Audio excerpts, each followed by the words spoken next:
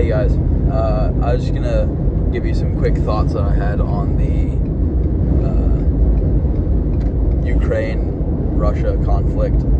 I mentioned in my last video that I didn't think it was a guarantee that there's gonna be things popping off.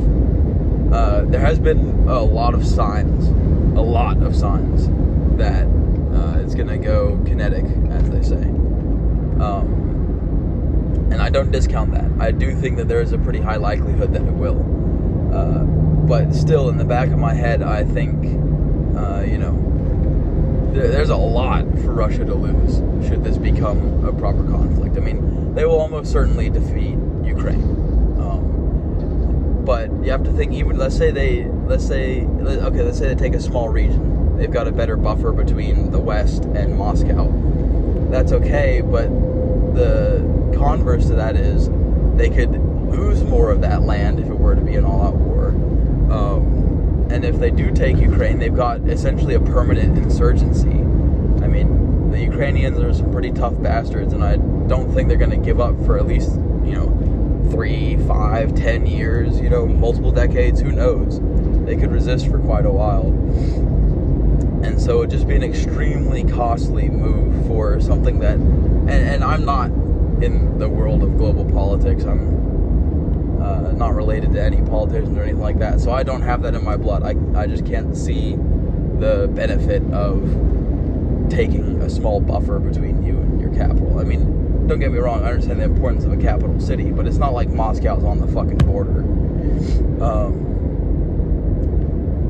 Anyway, so there's just, the cost benefit in my head doesn't work out to make an invasion make sense. It's close enough that I don't discount it completely. I still think it's probably 60-40 that they will invade, which again, I know that sounds weird coming from the guy who just said they probably won't, but the only reason why I'm leaning more towards that they are invading now is just because of all the signs in terms of like Russian movements and then Western responses. The governments around the world, that is, have a lot more information than we do. So if they're pulling guys out, it's pretty fucking serious. But the only reason why I'm saying it's 60-40 and not, 70-30, 80-20, something like that, like a higher percentage chance, is because it just still doesn't make any fucking sense to me. Maybe it's a big game of cat and mouse and they're fucking around on the western border while they do something in the east. I don't know. I genuinely have no idea. But it's just something about this. 2 + 2 is equaling 3 right now. It just, something's not clicking with me. So maybe you guys can mention in the comments. Fuck it, maybe one person, but I would just like to know what everyone else is thinking on this, because some of the other YouTubers I watch in our survival prepper sphere are saying it's guaranteed. Fucking buy your rice and beans and all that, and sure, yeah, buy your rice and beans, but I also wouldn't necessarily say that you should what I'm trying to say is I don't know. It's confusing me, and that's why I'm looking for some guidance. That being said, there is multiple tiers. Highly likely it stays in Ukraine. They just annex another portion of the country, and it goes unpunished because the West is pussies, or are pussies, and that's it.